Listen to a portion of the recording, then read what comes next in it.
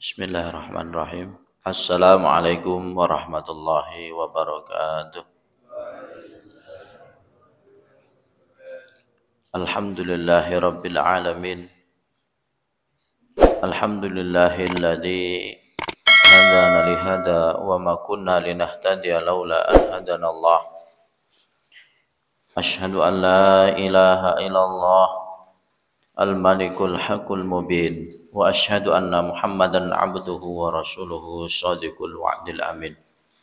Allahumma shalli ala Muhammad wa ala ali Muhammad kama shallaita ala Ibrahim wa ala ali Ibrahim wa barik ala Muhammad wa ala ali Muhammad kama barakta ala Ibrahim wa ala ali Ibrahim fil alamin innaka Hamidum Majid. Wa qala Allah ta'ala fil Qur'anil Karim, a'udzu billahi minasy syaithanir rajim. Bismillahirrahmanirrahim. Ya ayyuhal muzammil qumil laila illa qalila nisfahu aw inqus minhu qalila aw zid alaihi wa rattilil qur'ana tartila.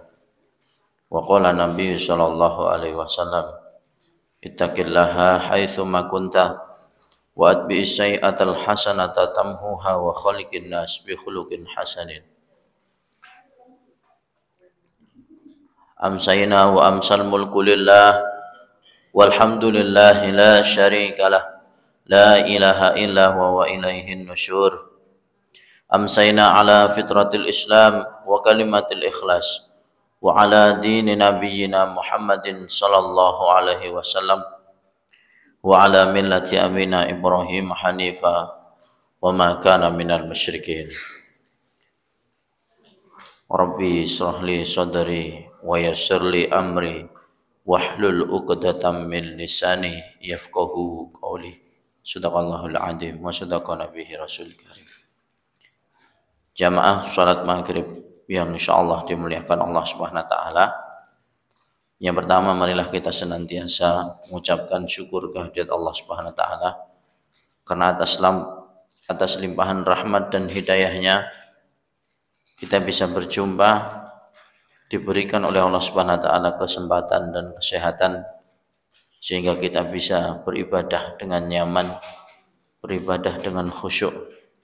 Insyaallah yang kita kerjakan mengerjakan salah satu perintah Allah Subhanahu wa taala, yaitu salat maghrib berjamaah. Mudah-mudahan diterima oleh Allah Subhanahu wa taala. Yang kedua, salawat dan salam semoga tetap tercurah kepada baginda Rasulullah Nabi Muhammad sallallahu alaihi wasallam yang kita nanti-nantikan syafaat beliau di hari akhir kelak. Amin ya rabbal alamin. Ma'asyiral muslimin, jamaah salat maghrib yang insyaallah dimuliakan Allah Subhanahu wa taala. Berkata dari Nabi sallallahu alaihi wasallam, barang siapa yang memperdengarkan amalnya, maka Allah akan memperdengarkannya, dan barang siapa yang pamer amalnya, maka Allah akan pamer dengan orang tersebut. Hadis riwayat Imam Bukhari. Pelajaran yang dapat kita ambil daripada hadis di atas adalah orang yang beramal dan memperdengarkan amalannya, orang yang beramal dan memperdengarkan amalannya kepada orang lain, maka dia termasuk orang yang memamerkan amalannya kepada orang lain. Ya. Jika begitu, maka tidak ada keikhlasan dalam beramal bagi orang yang suka memperdengarkan amalnya. Besok di hari kiamat, siapa mereka yang akan dimasukkan oleh Allah Subhanahu wa taala pertama kali? Ya, di hadis itu disebutkan adalah mereka adalah orang-orang yang menghafal Al-Qur'an. Siapa yang akan dimasukkan ke nerakanya Allah Subhanahu wa taala yang pertama kali adalah orang-orang yang menghafal Al-Qur'an. Nah, ini jangan diputus ya, ada lanjutan hadisnya. Ya, yang ketiga dia membaca Al-Quran, ya, lalu kemudian tidak sesuai dengan apa yang ada di dalam ayatnya, tidak sesuai mengamalkan dengan apa yang ada di ayat tersebut. Ya, ada yang mengatakan dia hanya berlalu saja. Ada yang mengatakan orang yang membaca Quran itu hanya ingin mendapatkan pujian di dunia. Ya, dia punya ingin sebutan qori. Wah, dia hafid Quran. Ya, ini adalah seorang yang mengemban Quran. Dia adalah ahlul Quran. Ya, ingin dipuji oleh sesama manusia. Maka besok dia akan diseret melewati orang-orang yang beriman. Nah, kenapa ini si fulan? Ya, jadi nanti akan dipegang kakinya, kemudian yang menapak dengan tanah itu adalah wajahnya. Ya, ada juga yang mengatakan dengan wajah yang terbalik. Jadi dia punya dua muka. Ya. Begitu juga dengan orang-orang yang senantiasa memamerkan amalannya. Sudah tidak pernah beramal, lalu kemudian ketika beramal dia ingin menunjukkan, ya, kepada seorang yang lain, dia bangga akan amalannya. Sudah tidak pernah beramal, tetapi ketika beramal dia ingin dilihat oleh orang lain atau ingin dipuji oleh orang lain. Orang yang suka pamer, nanti Allah akan pamer terhadap orang tersebut bahwa Allah adalah zat yang maha kaya dan tidak membutuhkan amal dari orang tersebut. Ya, maka sesungguhnya jamaah maghrib yang insyaallah dimuliakan Allah Subhanahu wa taala, harta yang kita sedekahkan, harta yang kita amalkan, mungkin harta jariah yang nanti kita berharap kepada Allah Subhanahu wa taala ketika sudah meninggal, harta itu akan menjadi penolong kita. Ya. Harta itu akan datang untuk membela kita pada akhirnya.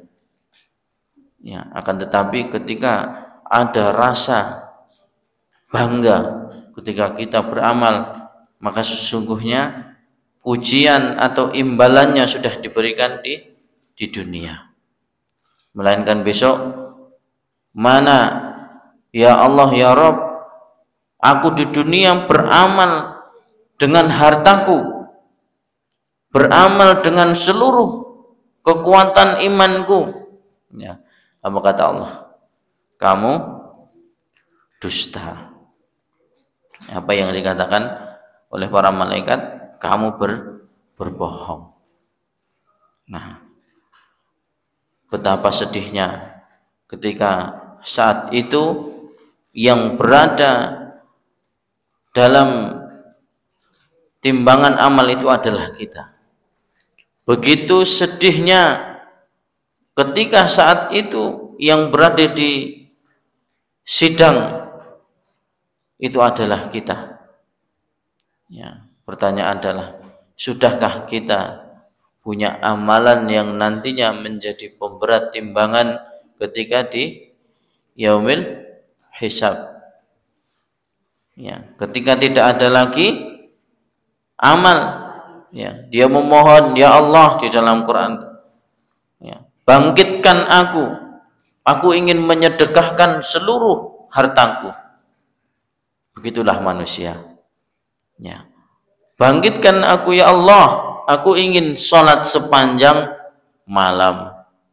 Tapi ketika sudah bangkit, sekarang ya banyak fasilitas, beralasan ya tidak bisa bangun malam, ya tidak bisa bangun malam.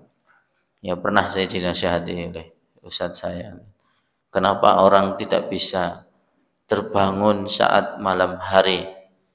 Ya, itu tandanya adalah orang tersebut masih cintanya masih lebih banyak mencintai dunia dibanding akhirat. Ya. Kenapa? Iya betul. Jadi banyak, ada juga yang mengatakan ya banyak makan, ya.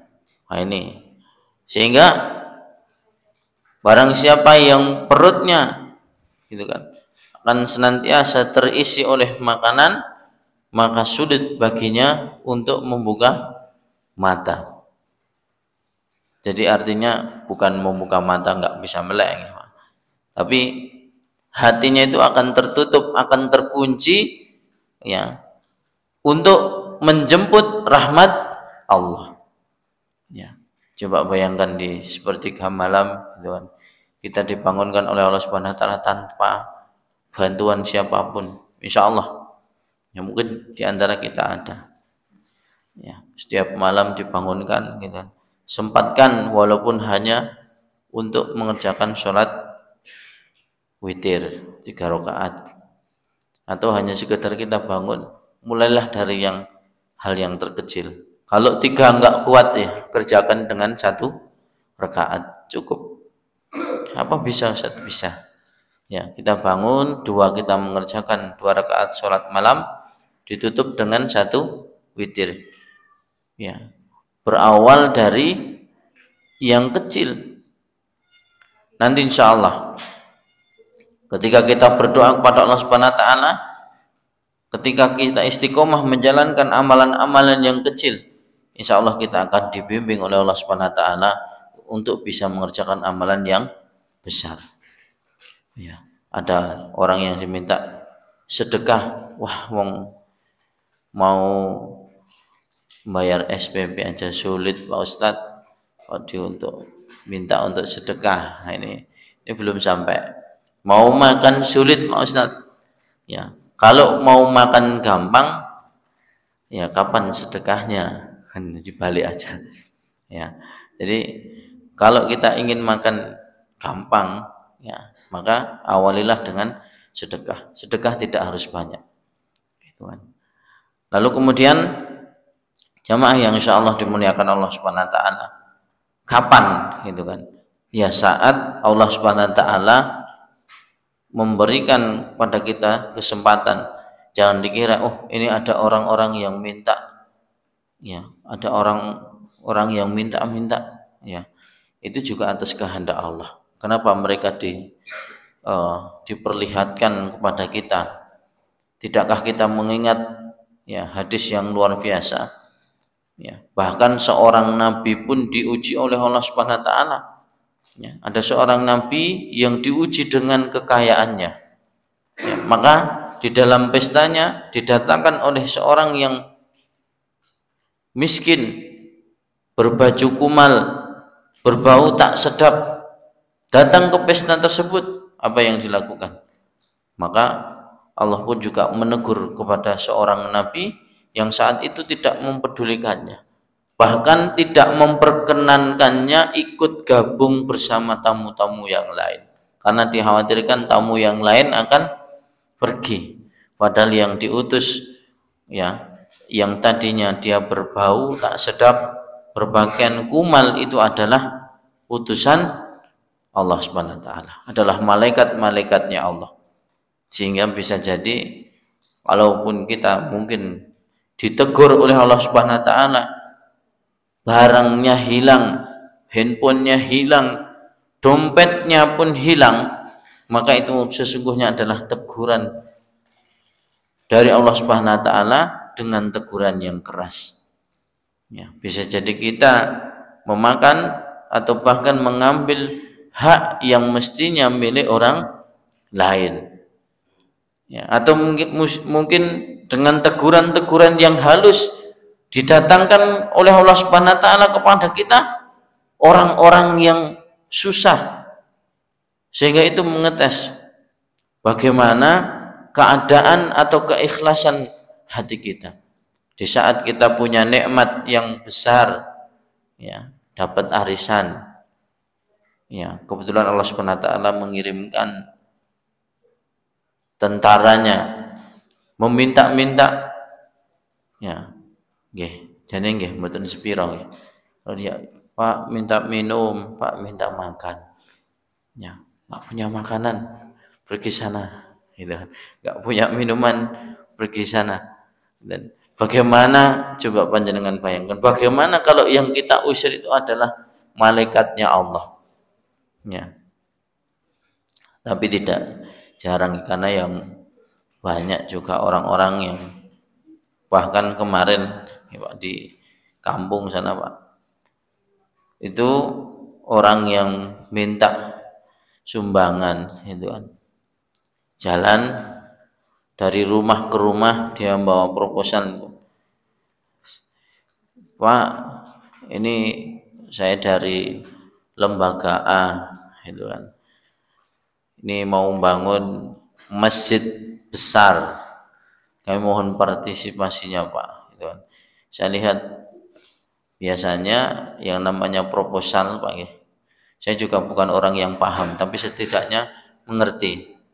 Harusnya itu kan di kop suratnya itu adalah print atau berwarna, ya print-printan tebal atau apa namanya ya istilahnya itu, tinta basah ya. Kalau logonya itu berwarna ya itu harusnya berwarna. Cuman saya tanya Pak, saya juga orang pesantren gitu kan, bagaimana dengan ini gitu kan. Ternyata itu Pak rombongan Pak, ya yang warga yang apa dusun yang sana ada sendiri, tim yang sini ada sendiri, itu berjalan terus dari kampung ke kampung. Dan ternyata kalau sudah nanti mereka juga naik mobil lagi ke kampung yang satunya lagi. Waduh, ini bisa jadi ada oknum tertentu. Ya walaupun di sana betul, ini kayak di Zaid bin Sabit. Misal sekarang kita memang menyebarkan proposal pembangunan untuk pengadaan kelas atau asrama santri. Bisa jadi mereka ikut gabung di dalamnya, foto-foto atau mengambil gambar-gambar itu dari internet bisa. Lalu kemudian mereka membuat proposal sendiri di atas namakan PPTQ Zaid bin Sabit. Lah Pak, lah stempelnya gimana? Stempel itu gampang Pak, itu kan. Tanya ini Pak, ya, wong kula beto HP waktu itu, stempelnya kayak gini, oh siap, buatkan jadi Pak, sama persis plek, ya. Kita hanya, apalagi sudah ada datanya ya, itu sudah ada logonya, dibuatkan sama tukang ini bisa, ya cepet sekarang tuh apa-apa mudah.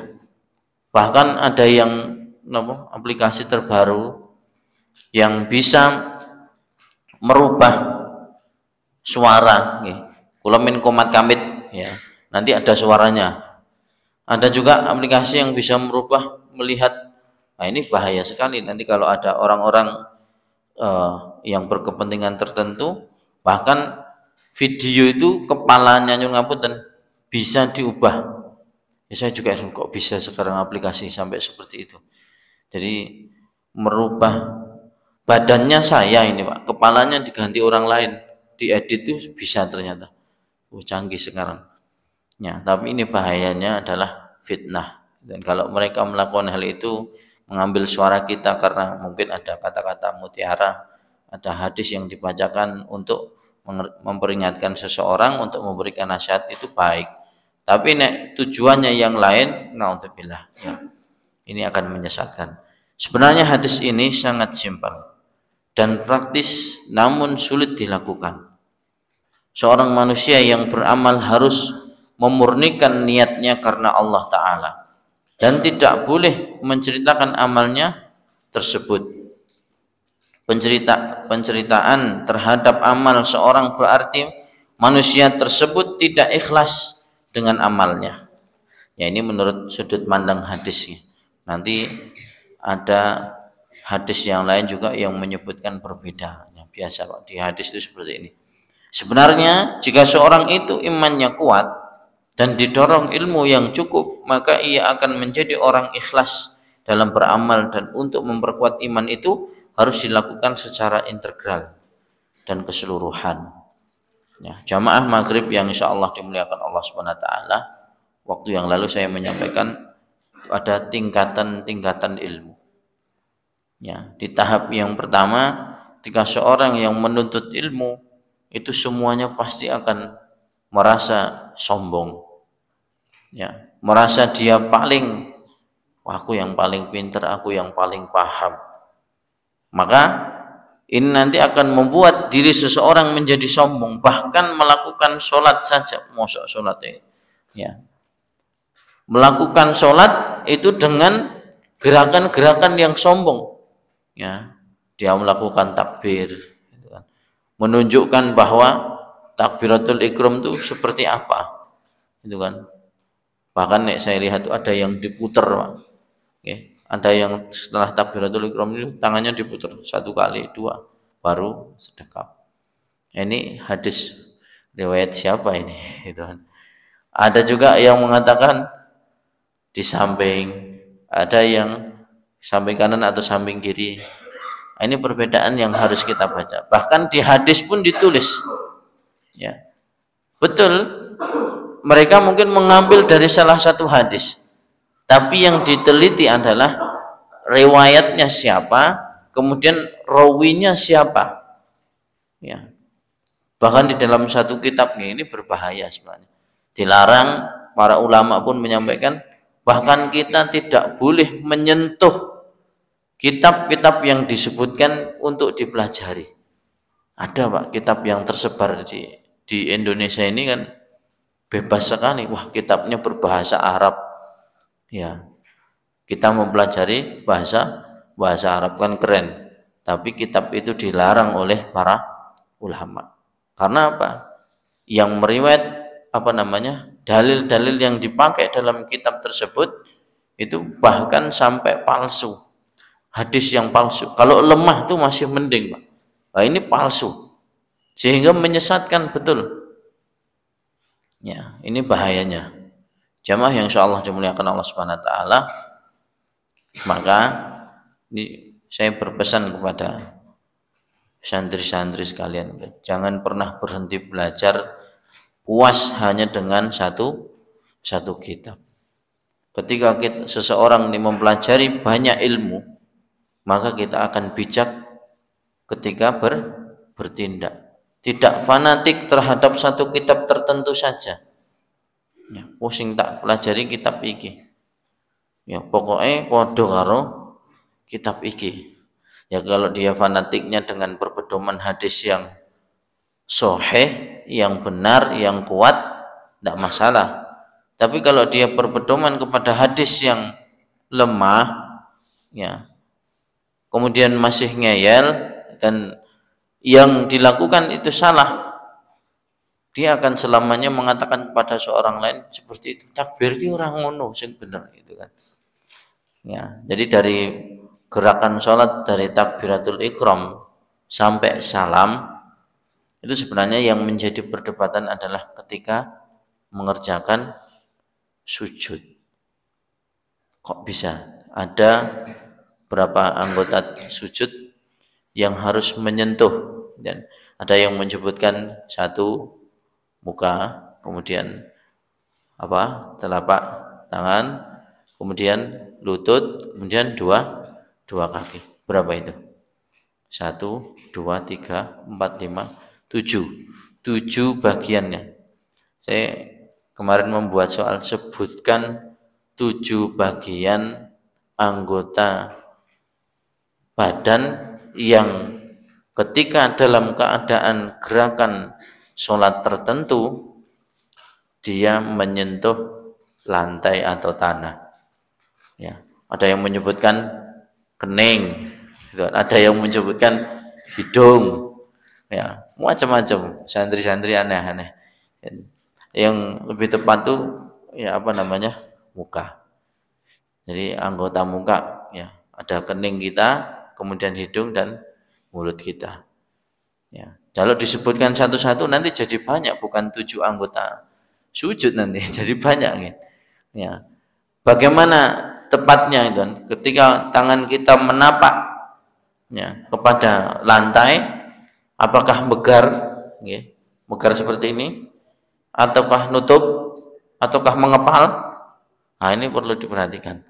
Kemudian posisi kaki saat kita sujud, ya, kaki kita mancat atau umbul ke siji, itu aneh-aneh ya, atau kondisinya begar. Nah, ini di kitab semuanya dipelajari. Sebenarnya ini hukum yang ringan, tapi karena terbiasa tidak tertib, kita sholatnya juga tidak tertib. Ya. Lalu bagaimana posisi perut kita? Nah, kemarin saya ditanya, bagaimana Pak perbedaan antara sujudnya laki-laki dengan sujudnya perempuan? Hadis atau fikih yang disebutkan itu tidak ada yang khusus untuk laki-laki atau perempuan. Ketika hadis itu berbunyi makruh hukumnya ketika melakukan sujud lututnya menempel dengan perutnya atau tangannya menempel dengan lantai. Ya, ini kan perlu dipelajari detail. Apakah seperti ini, Tuan? Apakah lurus? Ya, intinya 7 anggota sujud itu tunduk kepada Allah Subhanahu wa taala, semuanya mengarah kepada kiblat. Kenapa harus mancat kakinya itu? Semuanya diarahkan ke arah kiblat. Ya. Jadi ketika takbiratul ikram pun juga gitu. Bahkan di Jawa Timur itu disebutkan sifat was-was.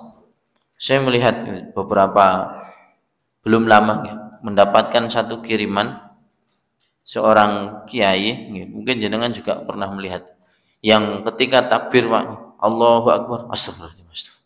Ya, ini kasihan makmumnya, mau takbir Allahu Akbar, astagfirullahaladzim, nggak jadi lagi.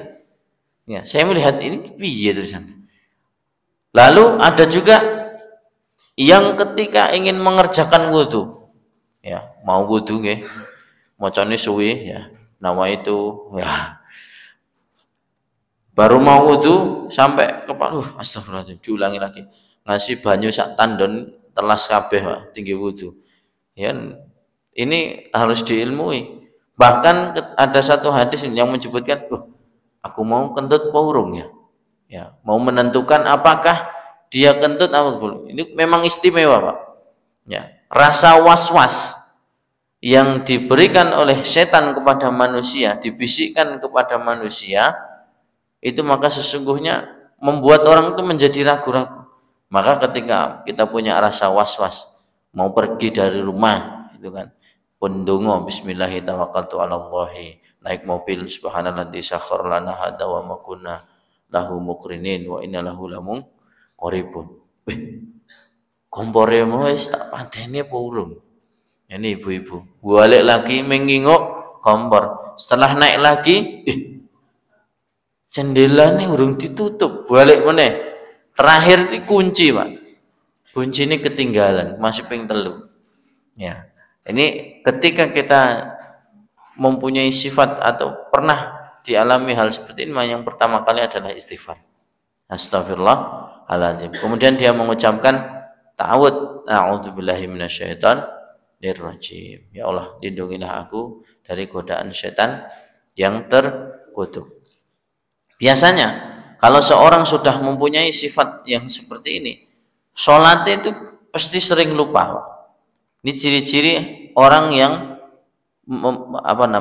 sudah, ya istilahnya setan itu sudah membisiki atau kita sudah terbawa oleh bisikan-bisikan setan. Ini sholat biasanya ibu-ibu. Ya, kalau berjamaah insya Allah enggak, ya, karena akan selalu dibimbing oleh imam.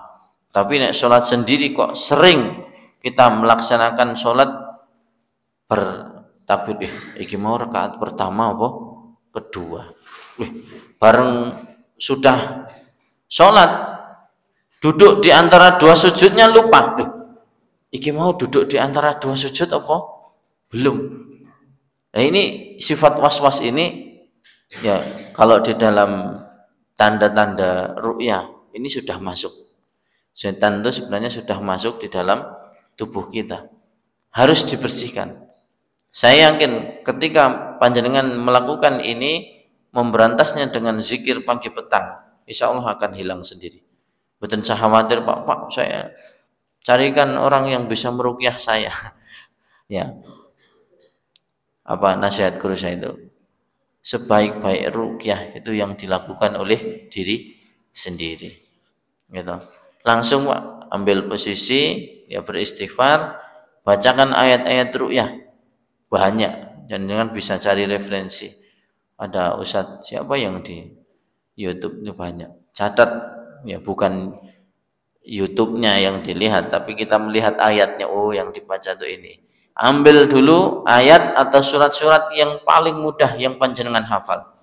Ya. Bahkan bisa hanya dengan menggunakan surat Al-Fatihah.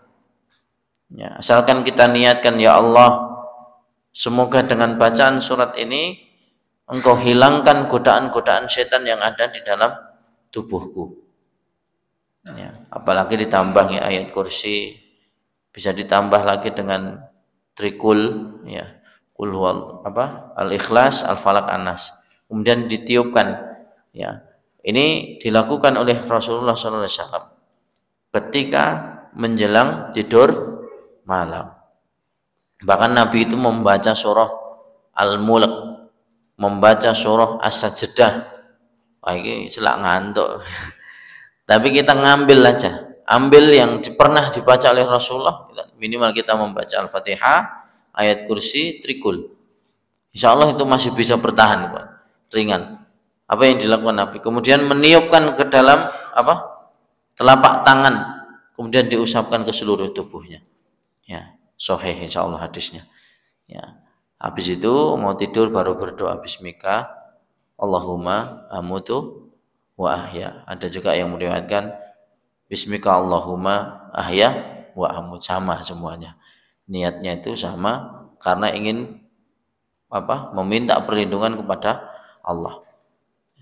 Sudah dilakukan semua, tapi kok masih Pak Ustadz, saya sering tindihan, ya, sering sholat saya lupa di rumah. Nah, ini yang harus dikerjakan adalah rumahnya harus diruqyah, Pak. Ya, bagaimana caranya? Sama, bacaannya sama panjenengan. Ya Allah, saya niatkan, kalau kemarin itu niatkan untuk membersihkan hati, membersihkan dirinya, diniatkan untuk membersihkan rumahnya. Ibu-ibu sambil ngepel dia baca surah Al-Ikhlas, Qul huwallahu ahad, atau baca zikir subhanallah alhamdulillah wa la ilaha, itu insyaallah ya, apa yang ada di dalam rumah yang sekiranya itu mengganggu kita, semuanya akan pergi. Punya anak kecil gitu, setiap malam tuh berlangganan pasti nangis terus gitu, Pak. Saya pernah didatangi oleh seorang ibu-ibu pasien ruqyah itu jam malam gitu, sudah 12:30 malam. Saya belum dibangunkan, saya sudah bangun, Pak. Saking anaknya itu teriak-teriak terus. Ya, badannya panas, ya. Kemudian teriak-teriak. Ya. Kebetulan ya, saya waktu itu punya kurma ajwa. Ya, saya kasih. Mboten dinapak-napak nih, Pak. Saya gendong, saya ajak bicara, saya tenangkan, kasih kurma ajwa. Diam dia. Ya.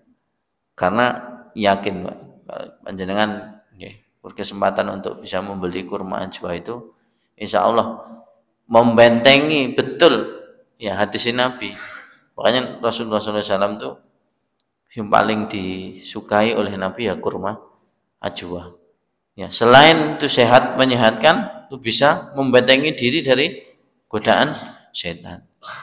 Ya, pemenang di jus, ya, yang bisa untuk konsumsi hari-hari. Ya, panjenengan minum madu dengan kurma, ya. Subhanallah, itu lezat sekali. Ya, jamaah yang insyaallah dimuliakan Allah Subhanahu wa taala, kita lanjutkan pembahasan fikih ibadah kita. Kita masuk di bab 4 ya. Ini yang kemarin dijelaskan adalah sesungguhnya sholat itu kewajiban yang telah ditentukan waktunya bagi orang yang beriman. Artinya sholat itu mempunyai waktu tertentu. Ya, sampai napa dek ini? Syarat-syarat sah. Masih jenis-jenis sholat ya? Ya. Kita kemarin masuk di syarat-syarat sholat. Itu yang pertama adalah Islam, berakal, balik, masuk waktunya. Nah, ini kita poin yang keempat, masuk waktunya. Sholat, wah, di awal waktu gitu kan. Kalau belum azan, belum masuk waktunya ya tidak bisa. Ya, harus menunggu waktu kecuali jamak. Ya, kecuali jamak. Jamak pun kita juga pakai waktu ya. Ada jamak takdim, ada jamak apa? Di awal waktu, ada yang di akhir waktu. Ya, kita menunggu waktunya dulu. Kapan waktunya azan?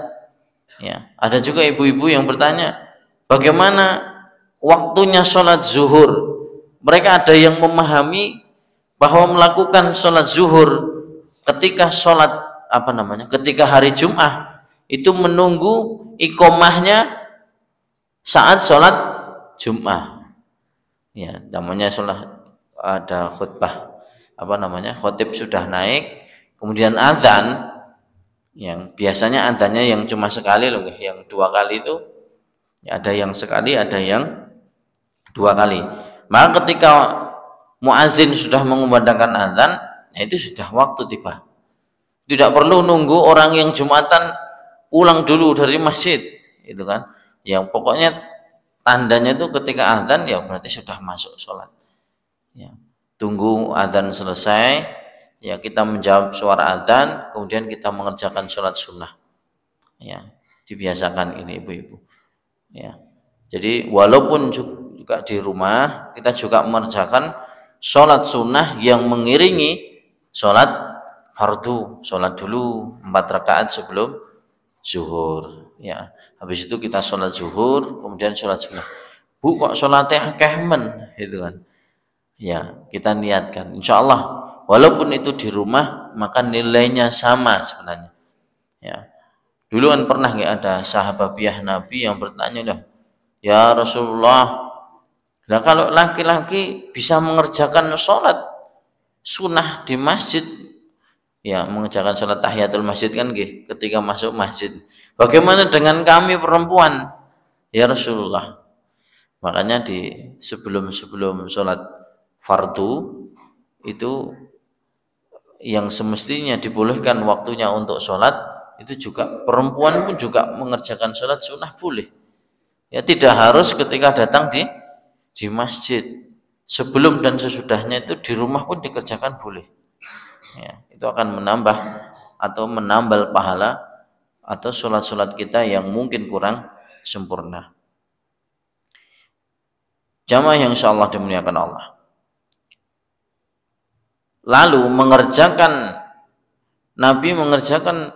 Nabi Shallallahu Alaihi Wasallam tentang waktu-waktu sholat. Jibril berkata kepada Nabi, berdirilah dan kerjakan sholat. Lalu beliau mengerjakan sholat zuhur ketika matahari mulai tergelincir ke sebelah barat. Ya, waktu ba'da subuh itu dilarang sholat. Yang kedua ba'da asar. Yang ketiga adalah waktu ketika matahari tepat di atas kepala. Jadi posisinya itu tegak. Tandanya bagaimana, Ustaz? Ya, kita menancapkan satu tongkat, nek ora ono bayangane. Nah, itu berarti matahari saat itu tepat di atas kepala. Itu dilarang untuk sholat.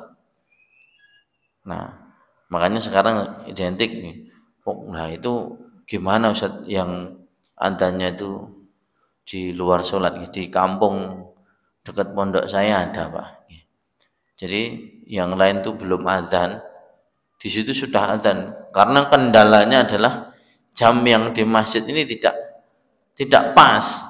Harusnya kalau jadwalnya tidak salah sebenarnya, mungkin subuh tuh dikerjakan azan jam 4 kurang 10 atau kurang 15, itu jam setengah 4 itu sudah azan. Ya, jadi jam 4 kurang 1/4 itu harusnya jadwalnya. Karena jamnya itu terlalu cepat. Nah, ini bahayanya ketika orang-orang itu pada mengerjakan puasa. Sak kampung iso batal kabeh itu, Pak. Gara-gara adane kecepetan. Ya. Jadi orang sak kampung bisa batal semua gara-gara adanya terlalu cepat waktunya. Ya. Waduh, wis kasep. Makanya waktu itu kita sampaikan bahwa jam dinding yang di situ itu terlalu cepat sehingga adanya terlalu cepat. Dan jaraknya lama, yang lain baru mau azan situ sudah komat. Ya. Kan kasihan ya. Kemudian tiba waktu asar, lalu Jibril berkata, berdirilah dan kerjakanlah sholat. Ya. Kemudian Nabi mengerjakan sholat asar ketika bayangan segala sesuatu itu panjangnya sama. Ya. Selanjutnya tibalah waktu maghrib, lalu Jibril alaihi salam berkata, berdirilah dan kerjakanlah sholat. Kemudian beliau mengerjakan sholat maghrib ketika matahari telah terbenam. Ya, ini tandanya apa? Itu kan. Karena tidak ada lagi bayangan mendung sulit ya. Ya alhamdulillah di zaman kita ini sudah ada jam. Coba kalau tidak ada jam, itu kan kita akan sangat kesulitan. Kemudian datang waktu Isya, lalu Jibril berkata, berdirilah dan kerjakanlah sholat.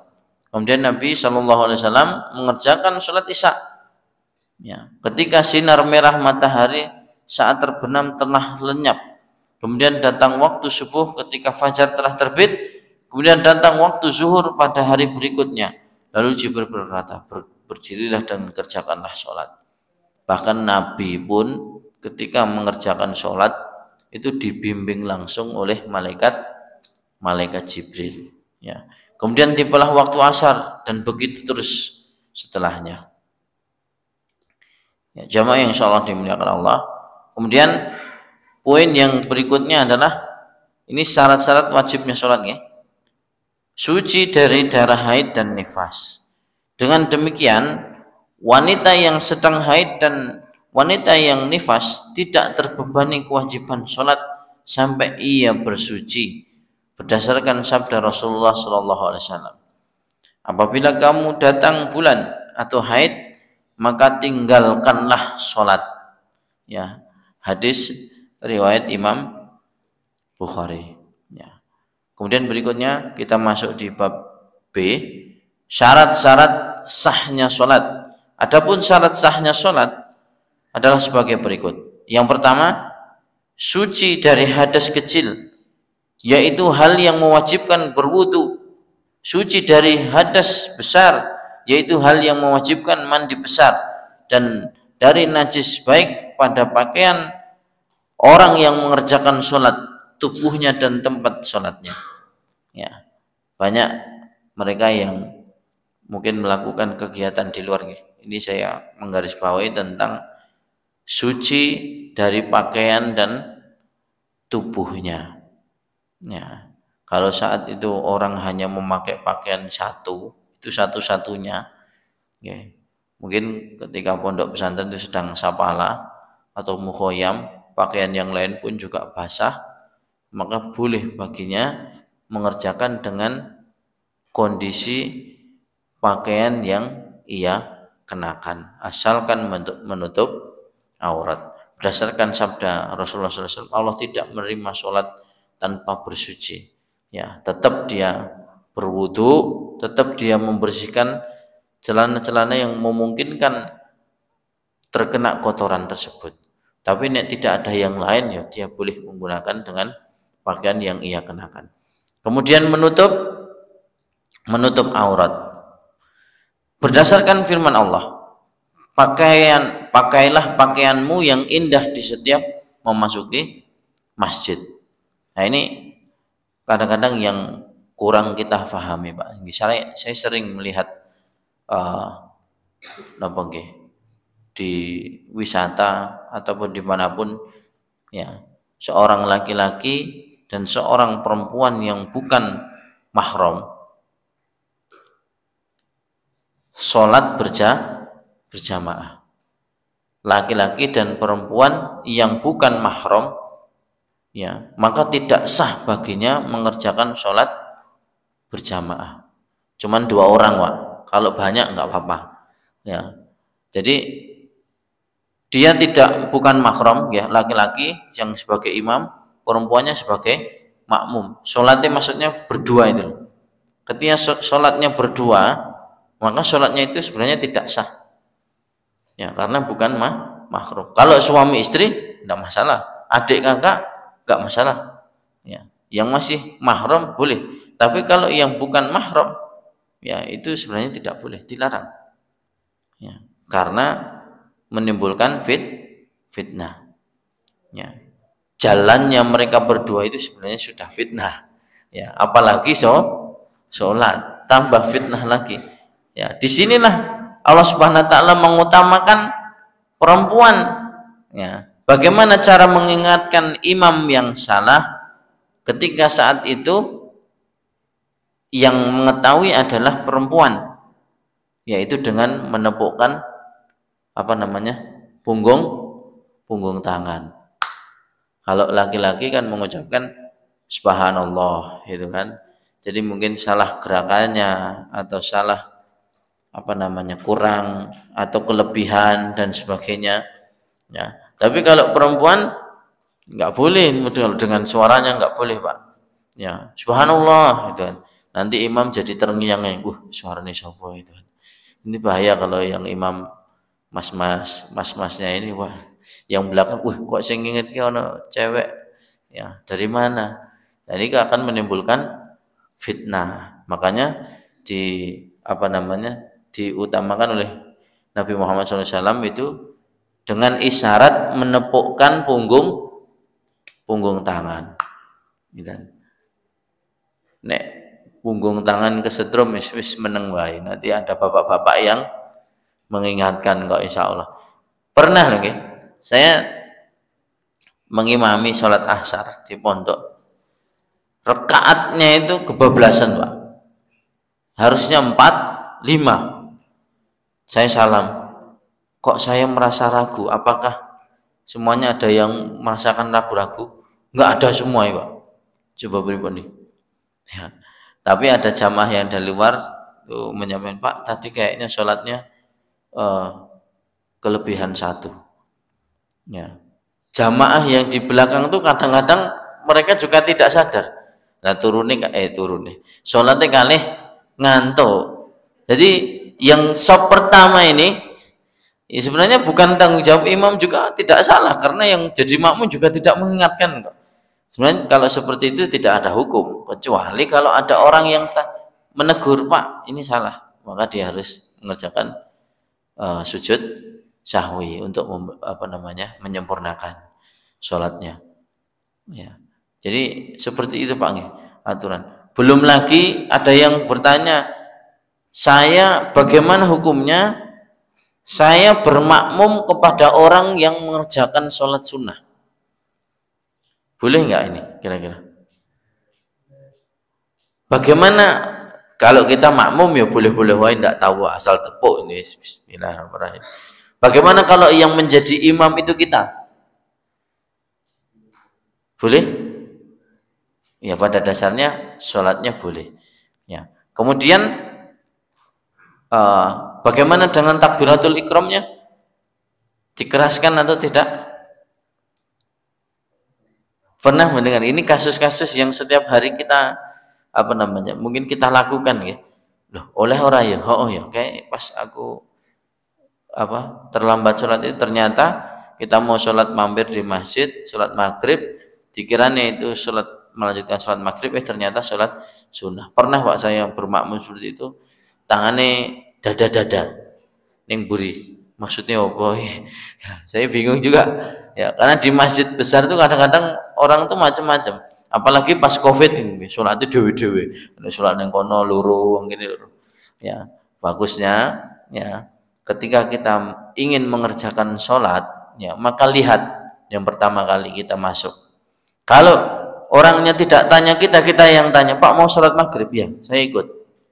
Nah, jangan membuat, kalau di situ sudah ada jamaah, mungkin kita terlambat, di situ sudah ada jamaah, ya ikut aja ya, ngikut jamaah mereka sama ya.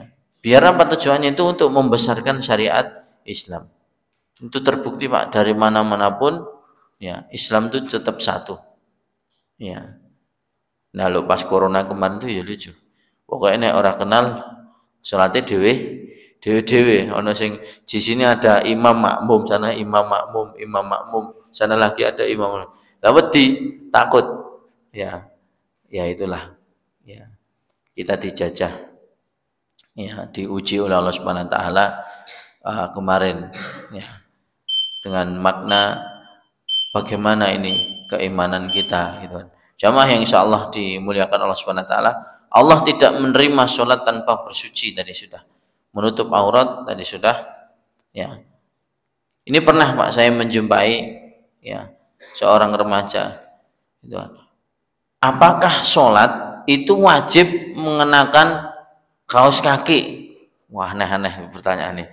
Pengajian anak-anak muda itu saya pertanyaan nih gayang-gayang Pak ya, mudi-mudi.